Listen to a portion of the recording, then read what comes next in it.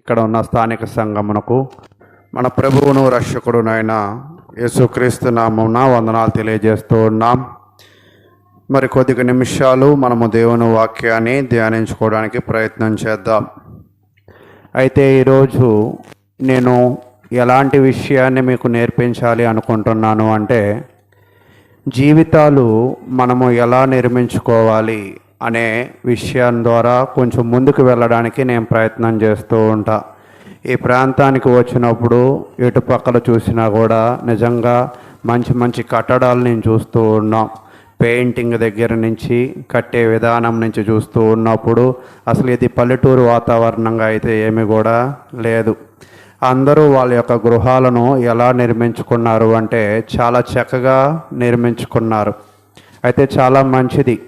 ప్రతి ఒక్కళ్ళు ఇల్లు బాగా నిర్మించుకోవాలి, వారి యొక్క శరీరాలను నీట్గా ఉంచుకోవాలి, వాళ్ళ యొక్క ప్రతి ఒక్క పరిస్థితులను ఏం చేయాలంటే చక్కగానే ఉంచుకోవాలి.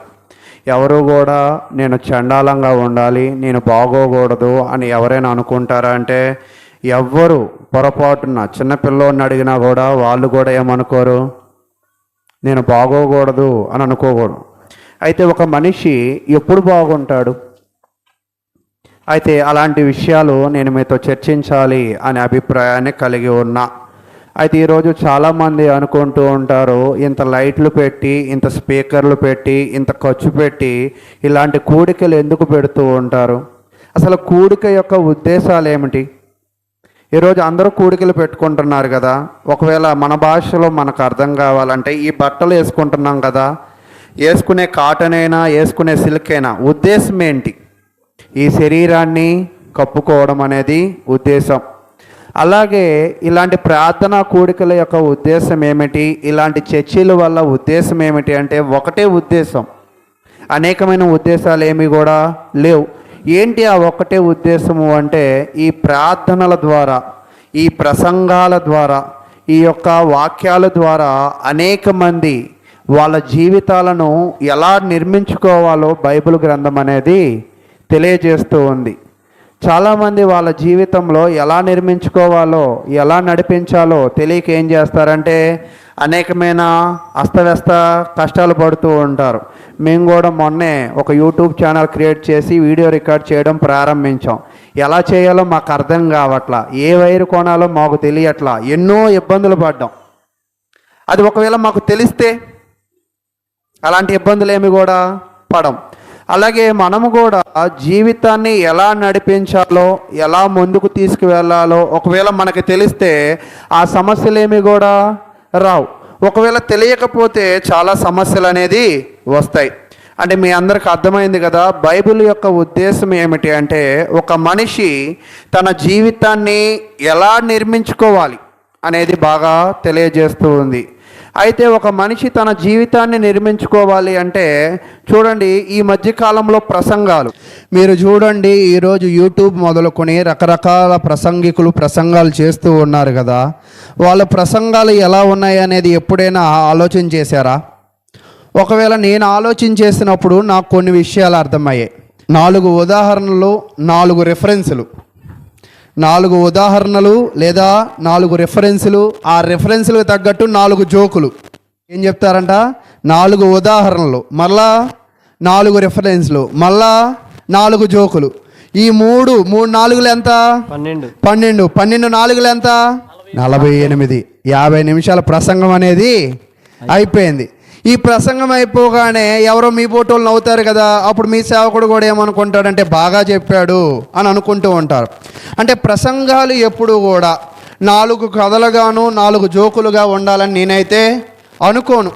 అసలు ప్రసంగము అనేది ఎలా ఉండాలి? ఇందాక మనం అనుకున్నాం కదా, బైబిల్ ఏం చెప్తుందంట, ఒక మనిషి తన జీవితాన్ని నిర్మించుకునే విధముగా ప్రసంగించాలి. అంటే ఈరోజు నేను ప్రకటించిన, నిన్న మీ సేవకులు ప్రకటించిన, నా తరువాత సేవకులు ప్రకటించిన మా ప్రసంగాలు మీకు ఎలా ఉండాలి అంటే మీ జీవితాలను దేవునిలో నిర్మించుకునే విధముగా ఉండాలి అని అటువంటి ప్రసంగాలను మన మధ్యలోకి సేవకులుగా ఉన్న మేము మీకు అందించాలి. అయితే ఈరోజు ప్రసంగాలు మీరు గమనించినప్పుడు మీరు చూడండి, కొన్ని ప్రసంగాలు ఎలా ఉంటాయంటే బాగా బాధ పెడతాయి. కొన్ని ప్రసంగాలు ఎలా ఉంటాయంట, బాగా బాధ పెడతాయి. ఒకవేళ కొన్ని ప్రసంగాలు పరిశీలన చేయండి, బాగా సంతోష పెడతాయి. ఒకవేళ కొన్ని ప్రసంగాలు మీరు చూడండి, బాగా ఆలోచన చేస్తూ ఉంటాం.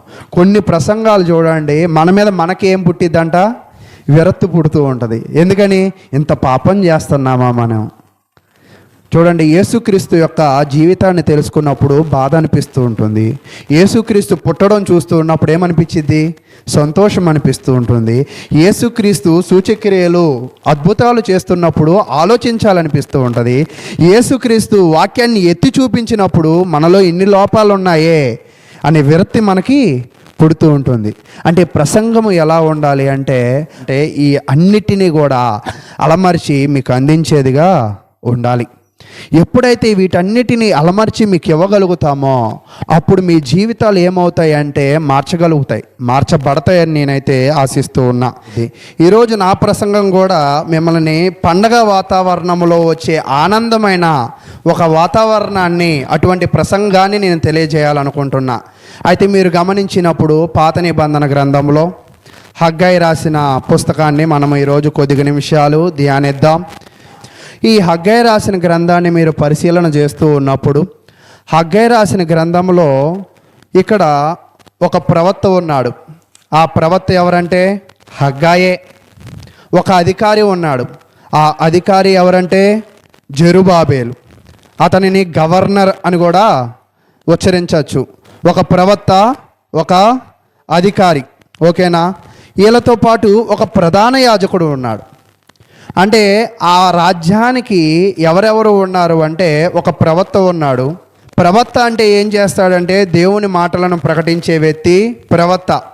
అధికారి ఏం చేస్తాడంటే జనాలను నడిపించే వ్యక్తి అధికారి.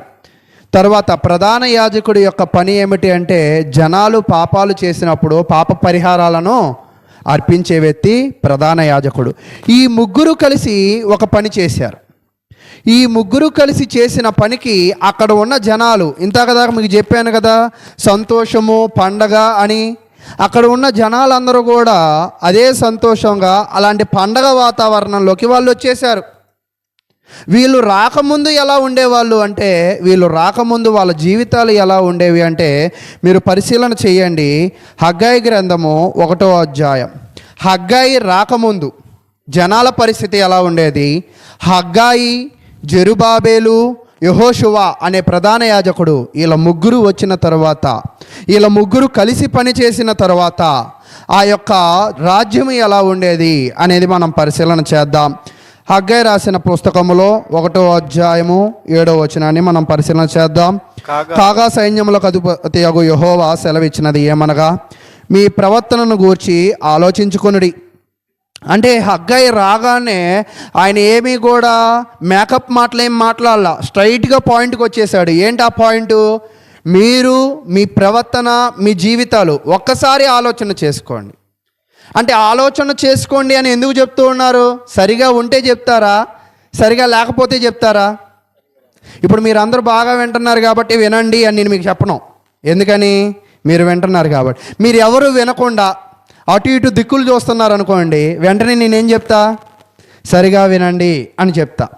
అలాగే హగ్గై ప్రవక్త వచ్చినప్పుడు ప్రజల యొక్క పరిస్థితి ఎలా ఉన్నది అంటే, ప్రజలందరూ కూడా వాక్యానికి విరుద్ధంగా నడుచుకుంటున్నారు. వాక్యానుసారంగా వాళ్ళ జీవితాలు ఏమీ కూడా లేవు. వాక్యానుసారంగా వాళ్ళ జీవితాలు లేకపోవడాన్ని బట్టి హగ్గై ప్రవక్త ఏం చెప్తున్నాడంటే, ఒక్కసారి మీ గురించి మీరు ఆలోచన చేసుకోండి. మీరు ఎలా ఉన్నారో, మీ ప్రవర్తన ఎలా ఉందో, మీ కుటుంబాలు ఎలా ఉన్నాయో మీరే ఆలోచన చేసుకోండి అని దేవుని వాక్యం అయితే తెలియజేస్తూ ఉంది.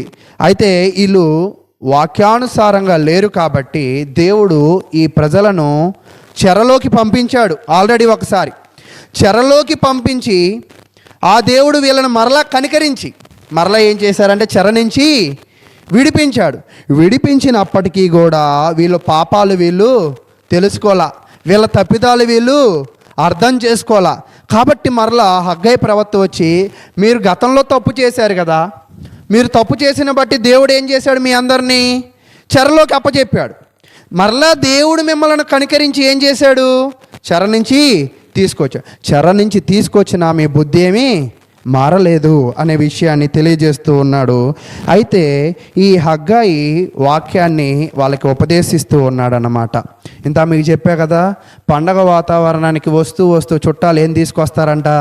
తినేవో, బట్టలో, లేదో రకరకాలవి తీసుకొస్తారు.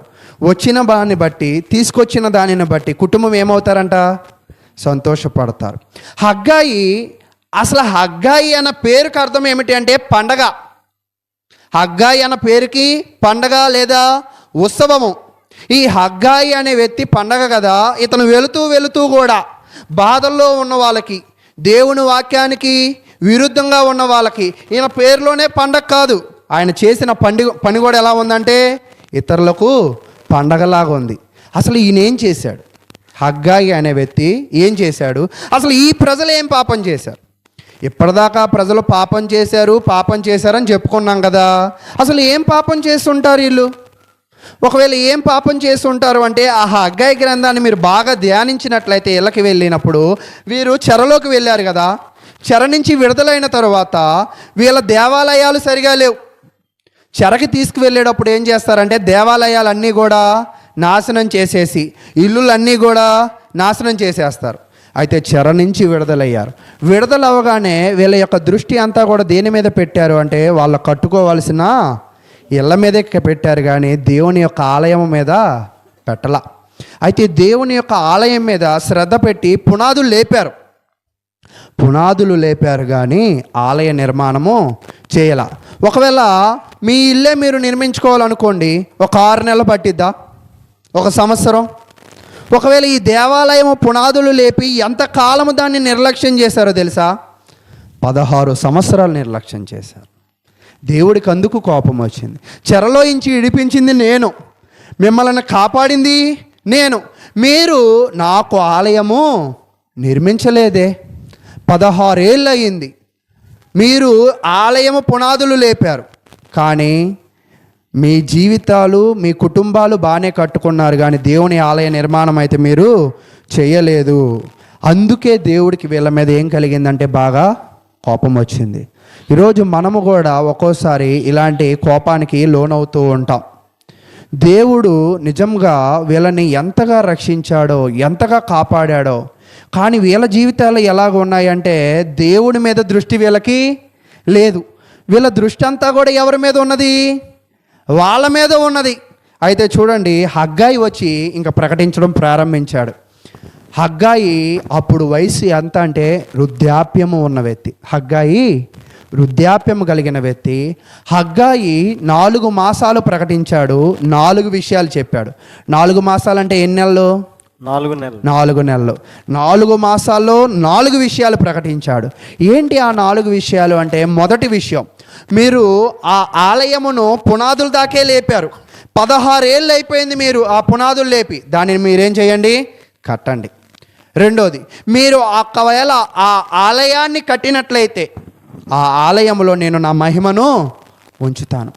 రెండోది, ఒకటి ఆలయం కట్టండి, రెండోది ఆలయంలో ఏముంచుతా అంటున్నాడు? మహిమను ఉంచుతా అంటున్నాడు. మూడోది ఏంటో తెలుసా? నా ఆలయాన్ని నిర్మించమన్నా కదా, మీరు నిర్మించారు. నా మహిమను ఉంచాను కదా, నా మహిమను ఉంచి మిమ్మల్ని ఏం చేస్తానంటే దీవిస్తాను. ఎందుకంటే నా మాట ప్రకారంగా మీరు చేశారు కదా, అందుకే మిమ్మల్ని దీవిస్తాను అని చెప్పి, నాలుగోది ఏంటంటే మిమ్మల్ని ఎల్లవేళలా నేను కాపాడతాను. అంటే మీకు అర్థమైందా? కింద ఏం చెప్పాడు? కాపాడుతా అన్నాడు. దేవుడు నిన్ను నన్ను కాపాడాలి అంటే ఫస్ట్ పాయింట్ ఏంటి? ఆలయం నిర్మించాలి. నిర్మించిన తర్వాత ఆ ఆలయంలో దేవుని మహిమ ఉంచబడిద్ది. ఆ దేవుని ఆలయంలో మహిమ ఉంచబడిన తర్వాత ఆ ఆలయానికి ఎవరైతే వస్తారో వాళ్ళందరూ కూడా ఏం పొందుతారంట? దీవెనలు పొందుతారు. ఆ దీవెనలు పొందిన ప్రతి ఒక్క వ్యక్తిని దేవుడు ఏం చేస్తాడంట? రక్షిస్తాడు. ఈ 4 పాయింట్లు హగ్గయ్య ఆ యొక్క జనాలకి తెలియజేశాడు. హగ్గయ్య రాకముందు వారు నిర్లక్ష్యంగా ఉన్నారు. హగ్గయ్య రాకముందు ఆలయాన్ని వాళ్ళేమీ నిర్మించలేదు. హగ్గయ్య రాకముందు వాక్యానికి విరుద్ధంగా నడుచుకున్నారు. కానీ హగ్గయ్య ప్రకటించడం ప్రారంభించాడు. ఈరోజు కొంతమంది చెప్తే వింటారు, కొంతమంది చెప్పినా కూడా వినరు. కానీ ఇక్కడ ఉన్న ప్రజలు చెప్తే విన్నారు. వినిన తర్వాత వాళ్ళ జీవితాలు ఎలా ఉన్నాయి చూడండి. ముందుగా మీరు గమనించినప్పుడు రెండో కొరింథీయులు రాసిన పత్రిక 13వ అధ్యాయము 5వ వచనాన్ని పరిశీలన చేద్దాం.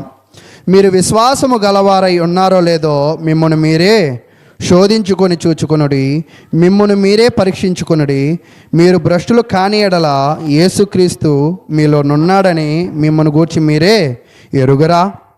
ఇక్కడ మీ విశ్వాసాన్ని పరీక్షించుకోవాల్సింది ఎవరు? మీ హృదయాలను పరిశీలన చేసుకోవాల్సింది ఎవరు అంటే మనమే. ఎందుకు అంటే దేవుడు మనల్ని కాపాడాలి అంటే మనము దేవునికి ఇష్టలుగా ఉన్నామో లేదో మనమే చెక్ చేసుకోవాలి. దేవుడు మహిమ మన మీద ఉండిద్దో లేదో మనమే చెక్ చేసుకోవాలి. దేవుడు దీవెన మన మీద ఉండిద్దో లేదో మనమే చూసుకోవాలి. అప్పుడు దేవుడు ఏం చేస్తాడంట? కాపాడతాడు. చాలామంది క్రైస్తవులు చూడండి, ఆరాధనకి రారు, ప్రార్థన కూటములకి రారు, కానీ ఏమంటారంటే నాకు దేవుడు అంటే ప్రేమేనయ్యా, దేవుడు నన్ను కాపాడాలి, అయ్యగారు మీరేం చేయండి, ప్రార్థన చేయండి అంటారు. అలా మీ అయ్యగారు ప్రార్థన చేస్తే అయ్యిద్ది అంటారా? పోనీ మా అయ్యగారు చేస్తే, లేదా అప్పుడప్పుడు మీకు వాక్యాన్ని ప్రకటించడానికి వచ్చే అయ్యగారు చేసినా, ఏ అయ్యగారు చేసినా కూడా మిమ్మల్ని మీరు పరీక్షించుకోకపోతే, మీలో విశ్వాసము రాకపోతే మిమ్మల్ని ఎవరు కూడా దీవించడము సాధ్యపడదు, మిమ్మల్ని ఎవరు కూడా కాపాడడము కూడా సాధ్యపడదు. ఇందాక తెలియజేస్తున్నారు సహోదరులు, ప్రతి నెల చివరి రోజున ఈ నెలంతా కాపాడినందుకు దేవుడికి ఏం చేస్తామంటే కృతజ్ఞతలు తెలియజేస్తాం. దేవుడు ఎవరిని కాపాడతారంటే ఆయన మాట ప్రకారంగా జీవించిన ప్రతి ఒక్క వ్యక్తిని ఆయన మీద నిండుగా మెండుగా ఆయన దీవెనలు ఇస్తూ వాళ్ళని ఏం చేస్తాడంట? కాపాడుతా అంటారు. కాబట్టి ప్రియులారా, ఇక్కడ ఏం జరుగుతుంది అంటే హగ్గాయి పేరులో పండగ ఉంది. ఈ హగ్గాయి వచ్చిన తర్వాత జనాల్లో కూడా ఏమొచ్చిందంట? పండగ వాతావరణం వచ్చింది. అప్పటిదాకా వాళ్ళ పరిస్థితి ఎలా ఉన్నది అంటే చూడండి, హగ్గాయి రాకముందు వాళ్ళ పరిస్థితి ఎలా ఉన్నది అంటే మీరు గమనించినప్పుడు హగ్గాయి రాసిన గ్రంథము 1వ అధ్యాయం 2వ వచనాన్ని చదువుతాను. సమయం ఇంకా రాలేదు, యెహోవా మందిరమును కట్టించుటకు సమయం ఇంకా రాలేదని ఈ జనులు చెప్పుచున్నారే. 4వ వచనం చూడండి, ఈ మందిరము పాడై ఉండగా మీరు శరంబి వేసిన ఇండ్లలో నివసించుట ఇది సమయమా? దేవుడు 2 విషయాలు తెలియజేస్తున్నాడు. ఒకటి ఏంటంటే జనాలందరూ కూడా చాలా కూల్గా ఉన్నారంట. ఏమని? టైం ఇంకా రాలా దేనికి? మందిరం కట్టడానికి. కానీ ఇప్పటికీ పునాదులు లేపి ఎంతకాలం అయిందంట? 16 సంవత్సరాలు. కానీ వీళ్ళకి టైం అంట రాలేదంట. కానీ వీళ్ళ ఇల్లులు మాత్రం ఎలా కట్టుకుంటున్నారంట? స్థిరమైన పునాదులు స్తరంబులు వేసుకుని బాగా కట్టుకుంటున్నారు. ఈరోజు చూడండి, కొంతమంది సేవకుల ఇల్లులేమో చాలా అంగరంగ వైభవంగా ఉంటాయి. చర్చీలు నిజంగా ఈ మాట అంటే కొంచెం బాధ అనిపిస్తూ ఉంటుంది, కానీ ఒక్కోసారి మన ఇల్లులు మనకి బాగానే ఉంటాయి విశ్వాసులవి. చర్చికి వచ్చిన తర్వాత ఒక్క పనైనా చేసే విశ్వాసులు ఉంటారా? మన ఇల్లును అలంకరించిన అంత అందముగా మన చర్చిని కూడా అలంకరించాలి అన్న ఇది ఉంటుందా? అయితే ఈ జనాల్లాగా మనం కూడా ప్రార్థనకి ఇంకా టైం కాల, అయ్యగారు 5 పాటలు అంటే 5 పాటలే ఇస్తారు, పాటలు అయ్యాక వెళ్దాం అని నిర్లక్ష్యంగా ఉన్న వాళ్ళు కూడా ఈరోజు లేకుండా పోలేదు.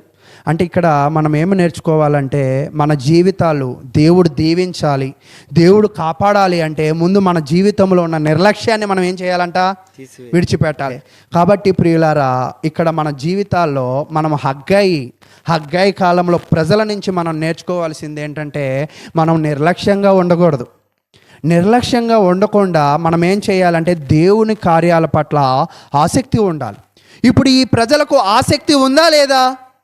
లేదు. కాబట్టి ఆలయ నిర్మాణం ఇంకా, ఒకవేళ ఆసక్తి ఉంటే ఆలయ నిర్మాణం అయిపోయింది. వీళ్ళు నిర్లక్ష్యమేమో దేవుని మందిరం మీద చూపిస్తున్నారు, శ్రద్ధ ఏమో దేని మీద చూపించుకుంటున్నారు? వాళ్ళ ఇళ్ళ మీద చూపించుకుంటున్నారు. అయితే నేనే ఒక ప్రశ్న అడుగుతా మీకు, మీ ఇల్లు ముఖ్యమా, దేవుని మందిరం ముఖ్యమా?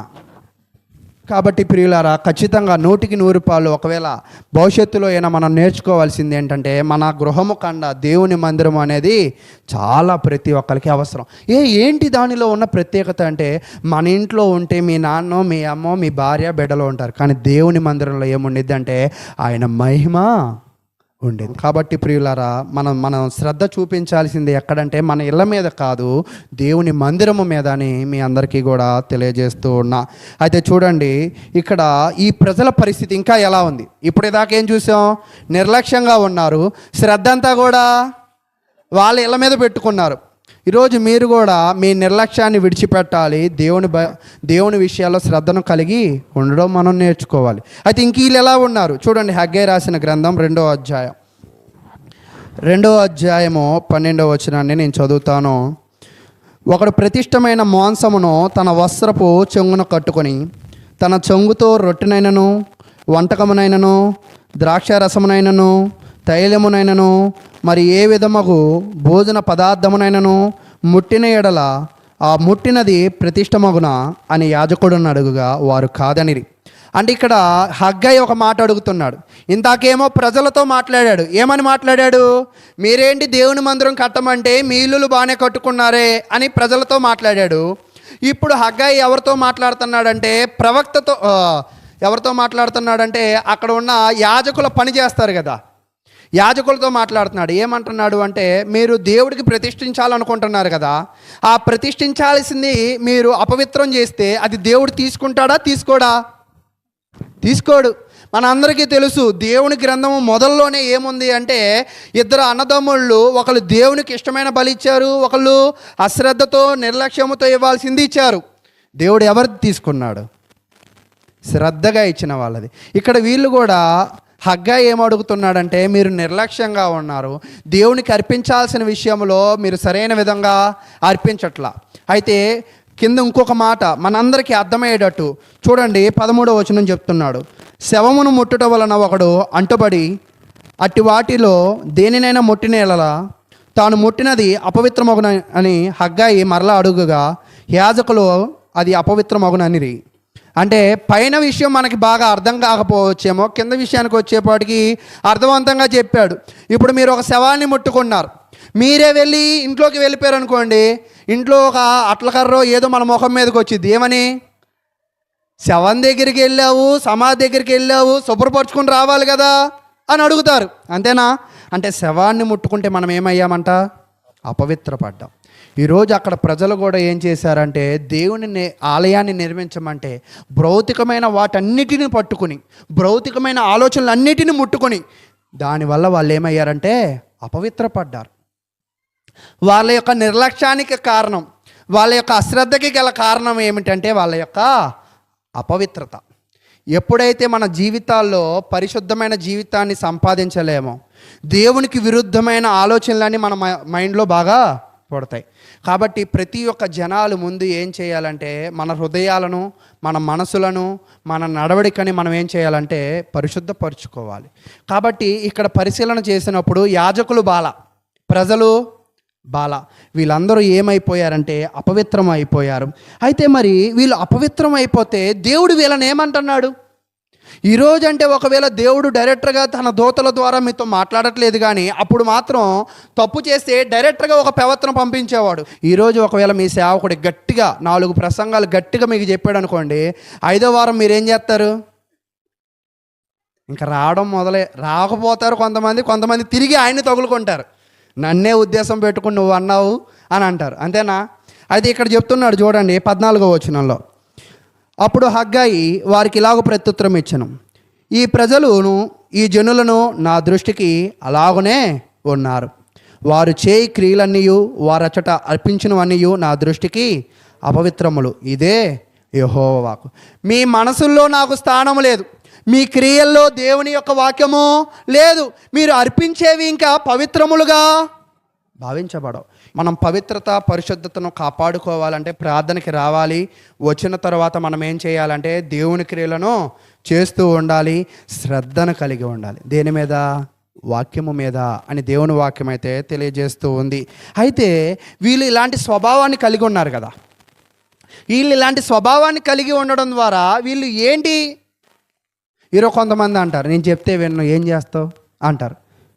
ఏం చేస్తావు అంటారు. అయితే మనమైతే ఏం చేయలేకపోవచ్చు. దేవుని వాక్యానికి విరుద్ధంగా నిర్లక్ష్యంగా ఉన్నా, అశ్రద్ధగా ఉన్నా, అపవిత్రంగా ఉన్నా దేవుడు మన జీవితాలను ఎలా చేస్తాడంటే 1వ అధ్యాయం 6వ వచనంలో తెలియజేస్తున్నాడు చూడండి. మీరు విస్తారముగా విత్తినను మీరు కొంచెమే 12 నాతో పాటు మీరు చదవండి.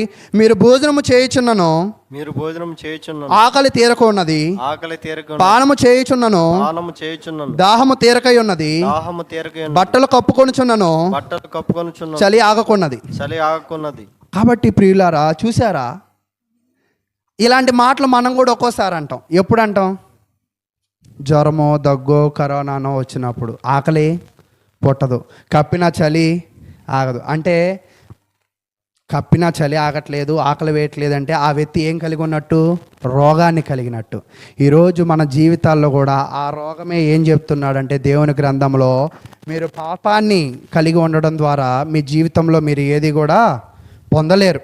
అంటే మీ జీవితంలో మీరు ఏదైనా పొందాలి అనుకుంటే, చాలామంది ఏదో పొందాలని హైదరాబాదు, చెన్నై, చాలా మెట్రోపాలిటన్ సిటీస్కి వెళ్ళి గొప్ప ఉద్యోగాలు చేసి, గొప్ప ట్రైనింగ్లు చేసి ఏదో సంపాదిద్దాం అనుకుంటారు.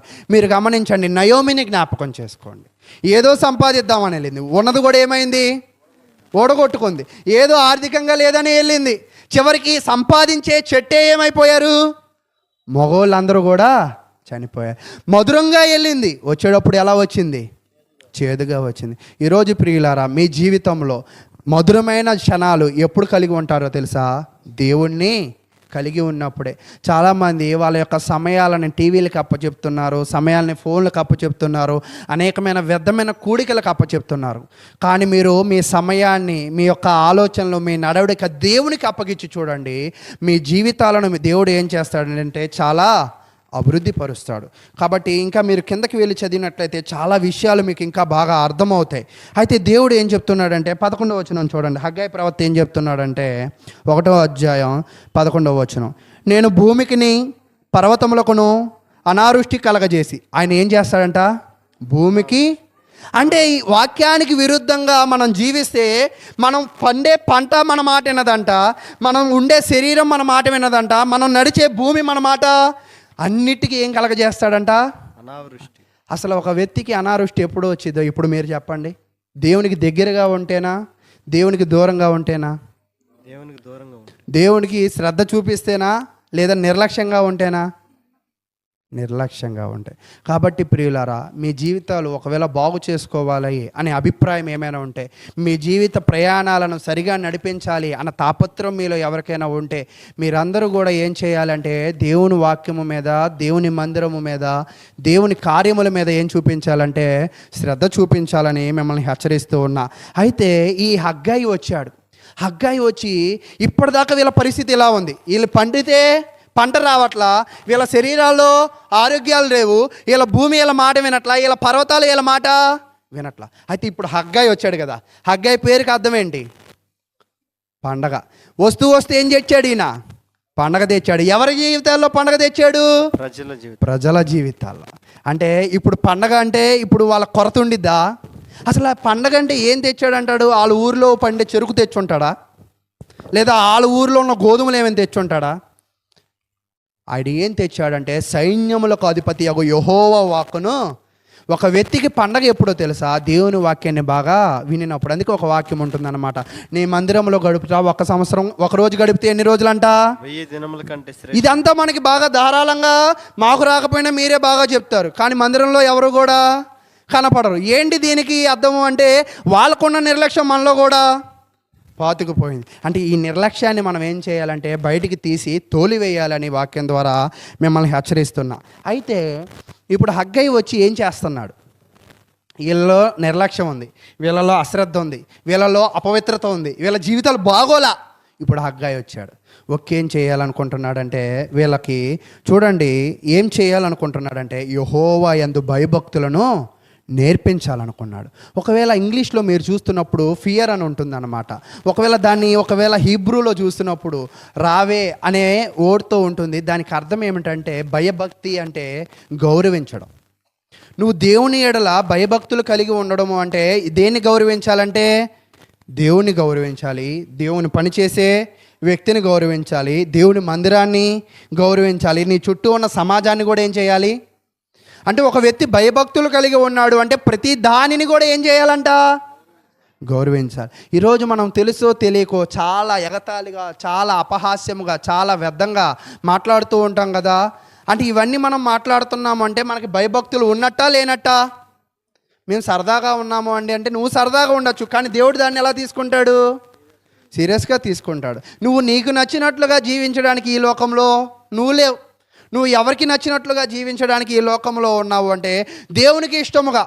కాబట్టి ప్రియులారా, ఇక్కడ మీరు గమనించినట్లయితే హగ్గయి రాగానే దేవుడిని ఎలా గౌరవించాలి అనేది నేర్పించడం ప్రారంభించాడు. నేర్పించడం ప్రారంభించిన తర్వాత ఇందాక చెప్పా కదా, హగ్గయి పిల్లోడా లేదా యవనస్తుడా లేదా వృద్ధుడా? వృద్ధుడు వచ్చి 4 మాసాల్లో ఎన్ని అంశాలు ఇచ్చాడు? 4 విషయాలు తెలియజేశాడు. అంతేనా? 4 విషయాల్లో ఎప్పుడెప్పుడు చెప్పాడు. దేవుడు హగ్గయి ద్వారా ప్రజలతో 4 సార్లు మాట్లాడారు. ఈ విషయాలు మాట్లాడి నాకు ఇచ్చిన ఈ సమయాన్ని నేను ముగించడానికి ప్రయత్నం చేస్తూ ఉంటా. చూడండి, మీరు గమనించినప్పుడు హగ్గయి దేవుని మాట ఎప్పుడు చెప్పాడంటే ఆ కాలంలో 6వ నెల 1వ తారీఖు. ఎన్నో తారీఖు అంట? 6వ నెల 1వ తారీఖు. మనం ఎన్నో నెలలో ఉన్నాం?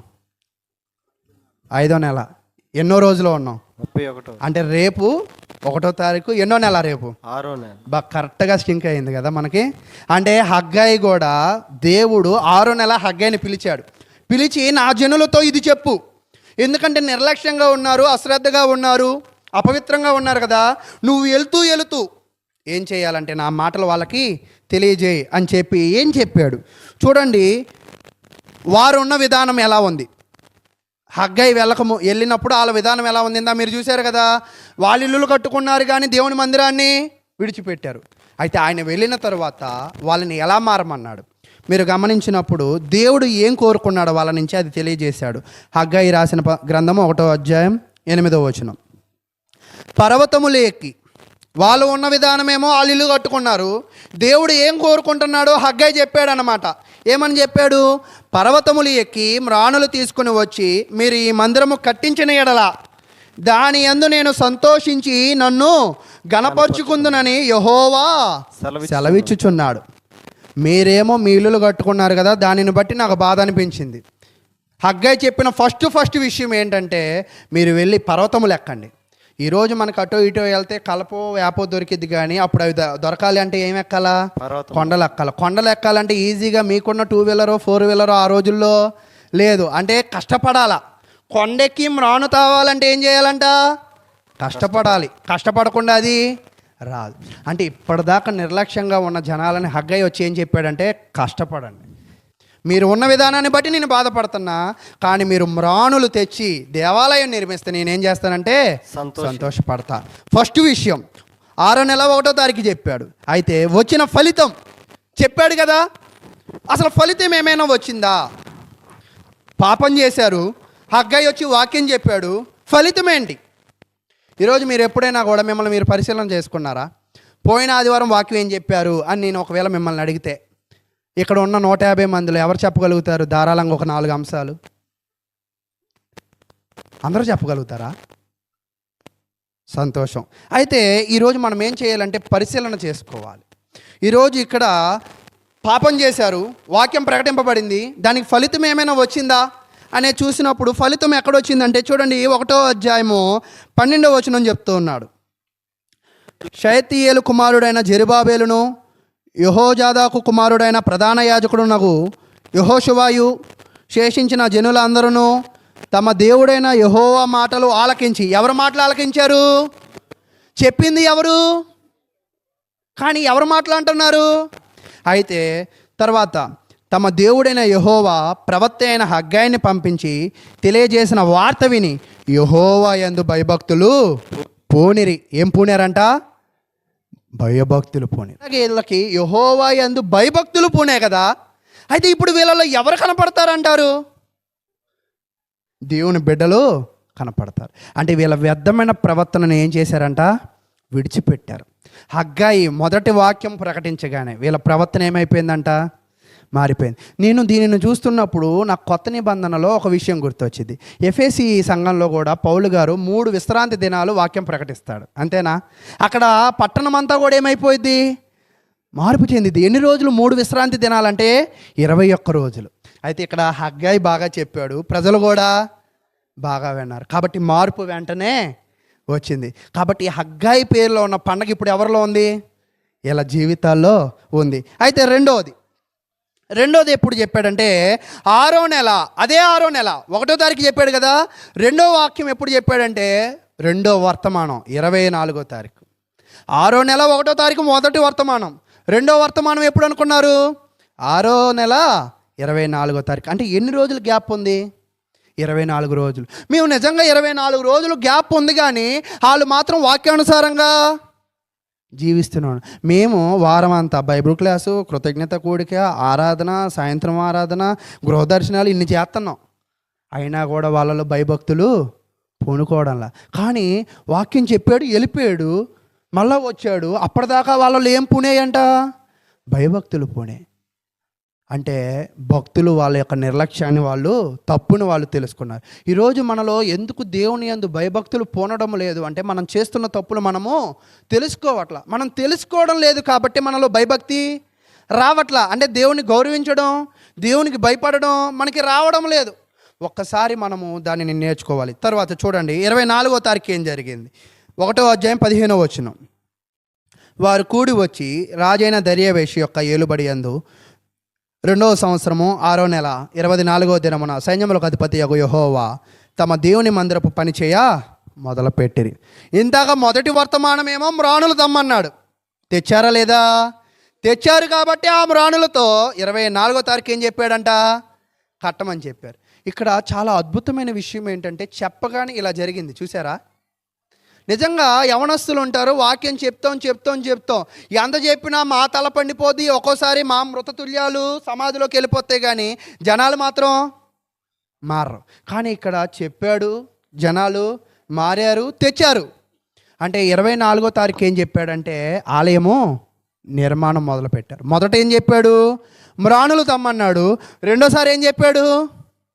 కట్టమన్నాడు. తమ్మన్నాడు, కట్టమన్నాడు. తర్వాత మీరు గమనించండి, ఇక్కడేమో అనేకులను కట్టమన్నాడు.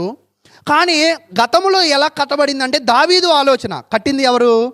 సొలొమోన్. దేవుడు ఏం చెప్పాడంటే అక్కడ సోలో పర్ఫార్మెన్స్ జరిగింది. అంతేనా? మీకు తెలుసు కదా, సోలో పర్ఫార్మెన్స్ అంటే ఒక్కళ్ళు ఆలోచన చేశారు, ఒక్కళ్ళు ధనాన్ని సమకూర్చారు, ఒక్కళ్ళు నిర్మాణాన్ని జరిగించే ప్రయత్నం చేశారు. కానీ ఇక్కడ దేవుడు ఏం చేశాడంటే అందరినీ కలిసి చేయమన్నాడు. అయితే అందరినీ కలిసి చేయమన్న తర్వాత దేవుడు ఏం చెప్పాడంటే మొదటి ఆలయంలో ఉన్న మహిమకండ అతను బంగారం ఖర్చు పెట్టాడు, వెండి ఖర్చు పెట్టాడు, చాలా ఖర్చు పెట్టాడు. మీరు దేంతో కడుతున్నారు? బంగారంతో కాదు. దేంతో? మ్రాణులతో. మీరు మ్రాణులతో కట్టినా కూడా నా మహిమను దానికన్నా ఎక్కువ మహిమ దీనిలో ఉంచుతా. అదేంటి బంగారానికి విలువ ఇవ్వాలి కానీ మ్రాణులకు ఎందుకు విలువ ఇచ్చాడు అంటే అక్కడ ఒక్కడి ఆలోచనే, ఒక్కడి యొక్క పనే. కానీ ఇక్కడ సమిష్టిగా అందరూ కలిసి పనిచేశారు. అందరి ఆలోచనలు పనిచేసాయి. పాపములోంచి బయటకు వచ్చారు. కాబట్టి దేవుడు తన మహిమను మరింతగా ఉంచాడు. అంటే మీకు అర్థమైందా? పాపములోంచి బయటకు వచ్చిన మనిషి మీద దేవుడు తన మహిమను, తన దీవెనలను బాగా ఇస్తాడా, ఇవ్వడా? ఖచ్చితంగా ఇస్తాడు. అందుకే యేసు బాప్తిసం పొందిన తర్వాత ఏమైందంటే ఆయన నడుచుకుంటూ వస్తున్నప్పుడు పరలోకం నుంచి ఏం జరిగిందంట? ఈయన నా ప్రియ కుమార్. అంటే మార్పు చెందిన ప్రతి ఒక్క వ్యక్తి కూడా ఎవరు కుమారుడు అవుతారు? దేవుని కుమారుడు. చూడండి, ఇంకొక 2 విషయాలు తెలియజేసి నేను ఈ యొక్క వాక్యాన్ని ముగిస్తూ ఉంటా. అయితే ఒకటి చెప్పాను, 6వ నెల 1వ తారీఖు మ్రాణులు తమ్మన్నాడు. 6వ నెల 24వ తారీఖు ఆలయము నిర్మించమన్నాడు. అయితే వీళ్ళు నిర్మించాడు. దేవుడు తన మహిమను ఎక్కువగా ఉంచుతా అన్నాడు. అయితే ఇప్పుడు 9వ నెలకి వెళ్ళిపోయింది. ఎన్నో నెల? 9వ నెల. 9వ నెల 24వ తారీఖు ఏం జరిగింది అనేది మనం చూడాలి. దేవుడు వాక్యం ఏం ప్రకటించింది? 2వ అధ్యాయం, హగ్గై గ్రంథం 2వ అధ్యాయం 19వ వచనం. కోటలో ధాన్యం ఉన్నదా? ద్రాక్ష చెట్లైనను, అంజూరపు చెట్లైనను, దానిమ్మ చెట్లైనను, ఒలివ చెట్లైనను ఫలించకపోయిన కదా. అయితే ఇది మొదలుకొని నేను మిమ్మల్ని ఆశీర్వదించను. నేను చెప్పినట్లు మ్రాణులు తెచ్చారు పర్వతములెక్కి, నేను చెప్పినట్లు ఆ మానులతో ఆలయాన్ని కట్టారు, నేను చెప్పినట్లు మీరు చేశారు. కాబట్టి ఇప్పటిదాకా మీ మాట వినని భూమి, మీ మాట వినని పర్వతములు, మీ మాట వినని సమస్తము కూడా ఏం చేస్తానో తెలుసా? ఇప్పుడు మిమ్మల్ని మరలా ఆశీర్వదిస్తా. ఈ ఆశీర్వదించడానికి 1వ అధ్యాయం, ఆదికాండం 1వ అధ్యాయంతో పోల్చి చూడండి. దేవుడు అక్కడ ఏం చెప్పాడో అటువంటి ఆశీర్వాదం ఎక్కడ కూడా ఇచ్చాడు. తర్వాత అంటే దేవుడు మాట వింటే దేవుడు ఖచ్చితంగా మన జీవితాలను ఏం చేస్తాడంట? ఆశీర్వదించేవాడిగా ఉంటాడని దేవుని వాక్యం అయితే తెలియజేస్తుంది. అయితే హగ్గాయి కాలంలో అయితే దేవుని మందిరం కట్టమన్నాడు. మరి మాకైతే ఆల్రెడీ మందిరం ఉంది, చక్కగా స్పీకర్లు ఉన్నాయి, చక్కగా వీడియో స్టాండ్లు ఉన్నాయి, లైట్లు ఉన్నాయి, మరి మేమేం కట్టమయ్యా అంటే మీరు కట్టాల్సింది ఒకటి ఉంది. యేసుక్రీస్తు ఏం చేశాడంటే తన జీవితాన్ని కట్టాడు. ఎలా కట్టాడంటే పోరాడాడు. ఎవరెవరితో పోరాడాడో తెలుసా? పరిసయ్యులు, శాస్త్రులు, సద్దుకాయులు, యూదులు, వీళ్ళందరితో ఏం చేశాడు? పోరాడాడు. అంతేనా? పోరాడాడు అంటే వ్యక్తులతో పోరాడాడు. తర్వాత శక్తులతో పోరాడాడు. ఏ శక్తి? సాతానుడు బాప్తిసం పొందగానే ఇతనిని ఏం చేశాడంట? శోధించాడు. అక్కడ కూడా ఏం చేశాడు? పోరాడాడు. ఇందాక వ్యక్తులతో పోరాడాడు, ఇప్పుడు శక్తులతో పోరాడు. ఈసారి ఎవరితో పోరాడాడంటే తన శరీరంతో పోరాడు. సిలువను మోస్తున్నప్పుడు, కిరీటం పెడుతున్నప్పుడు, కొరడా దెబ్బలు పడుతున్నప్పుడు ఆయన శరీరం ఏమైందంటే దానిని భరించలేనంత శక్తి. వ్యక్తులతో పోరాడాడు, శక్తులతో పోరాడాడు, తర్వాత తన శరీరంతో పోరాడాడు. గెలిచి ఎక్కడ ఉన్నాడు అంటే కుడి పారిసమున కూర్చున్నాడు. అంతేనా? అంటే ప్రతి క్రైస్తవులు కూడా ఈరోజు జీవితంలో ఏం చేయాలంటే పోరాడాలి. అసలు పోరాటం అనే విషయమే మనకు గుర్తులేదు. అయ్యగారు చెప్పే 4 ముచ్చట్లు ఇందాక మీకు చెప్పే కదా, ఏంటంట? 4 ఉదాహరణలు, 4 జోకులు, 4 రెఫరెన్స్లు, నాకు చెప్పినట్టే 50 నిమిషాలు. అంతేనా? కానీ పోరాడాలి అని సేవకులు చెప్పట్లా, పోరాటం కూడా జనాలు నేర్చుకోవట్లా. అక్కడ వాళ్ళు పోరాడారు, పర్వతములు ఎక్కారు, పోరాడారు, కష్టపడ్డారు, ఆలయం కట్టారు, పోరాడారు, దేవుని దీవెనలు పొందారు. ఈరోజు మీరు కూడా దేవుని దీవెనలు పొందాలి అంటే మీరు కూడా ఏం చేయాలంటే పోరాడాలి. మీ పోరాటంలో మీరేం సంపాదిస్తారంటే ఆత్మ సంబంధమైన ఆలయమును. మీ దేహము మీ సొత్తు కాదు. ఎవరి సొత్తు? దేవుని సొత్తు. మీ దేహము ఎవరి ఆలయం అంటే దేవుని. అంటే హగ్గయి కాలంలో ప్రజలైతే యెరూషలేము ఆలయం నిర్మించారు. ఈరోజు యేసుక్రీస్తు కాలంలో మనం ఉన్నాం కదా. యేసుక్రీస్తును చూస్తూ మనం ఏం చేయాలంటే ఆత్మ సంబంధమైన ఆలయమును మనం ఏం చేయాలా? నిర్మించుకోవాలి. ఈరోజు చూడండి, పాటల పుస్తకాలు ఉండవు కొంతమంది దగ్గర, నోట్బుక్స్లు ఉండవు కొంతమంది దగ్గర, బైబిళ్ళు ఉండవు. ఇవన్నీ లేకుండా మీరు వాక్యాన్ని ఎలా నేర్చుకుంటారు? ఒకవేళ మీరు ఎవరికైనా ₹1,00,000 అప్పిస్తే ఏ పుస్తకంలో రాసుకోరా? లేదులే నాకు గుర్తుంటుందండి అంటారా? అన్నీ రాసుకుంటాం మరలా. అంటే ఇక్కడ నేనేం చెప్తున్నాను అంటే దేవుని ఆలయాన్ని మనం నిర్మించాలి అంటే బైబిల్ అవసరమే, పాటల పుస్తకము అవసరమే, నోట్బుక్ అవసరమే, ఇవన్నీ నోట్ చేసుకోవడం కూడా అవసరమే. హగ్గయి కాలంలో యెరూషలేమును కట్టి దేవుడి ఒక దీవెనలు పొందారు. కొత్త నిబంధన కాలంలో క్రీస్తులాగా మనం పోరాడుతూ, మన పోరాటాన్ని ముందుకు తీసుకెళ్తూ దేవుని యొక్క ఆలయమును మన హృదయంలోనే నిర్మించి దానిలో ఎవరిని కొలువు చేయాలా? దేవుని కొలువు చేయాలి. దేవుడు ఉండాలని చెప్తే మన ఫోన్లో వాల్పేపర్లు ఎవరు ఉంటాయి? మన ఫోన్లో పాటలు ఎవరు ఉంటాయి? మన ఇళ్లలో బొమ్మలు ఎవరు ఉంటాయి? అన్నీ బయటవే ఉంటాయి. కాబట్టి ప్రియులారా, మరి దేవుని చిత్తం అయితే మరొకసారి మంచి విషయాలు నేర్చుకోవడానికి మరి యొక్క సమయాన్ని కేటాయిద్దాం. నాకు ఇచ్చిన సమయాన్ని ముగిస్తూ, కాబట్టి మీ అందరూ కూడా ఆత్మ సంబంధమైన మీ ఆలయాన్ని మీరు బాగా నిర్మించుకుంటారని ఇంతవరకు ఓపికగా ఉన్న మీ అందరికీ వందనాలు తెలియజేస్తూ, నా తోటి సేవకులకు అలాగే ఇటువంటి అవకాశం ఇచ్చిన సహోదరులకు ప్రభునామమున వందనాలు తెలియజేస్తూ, నా కోసం మీరు అందరూ ప్రార్థన చేస్తారని ఈ యొక్క వాక్యాన్ని ముగిస్తూ ఉన్నా.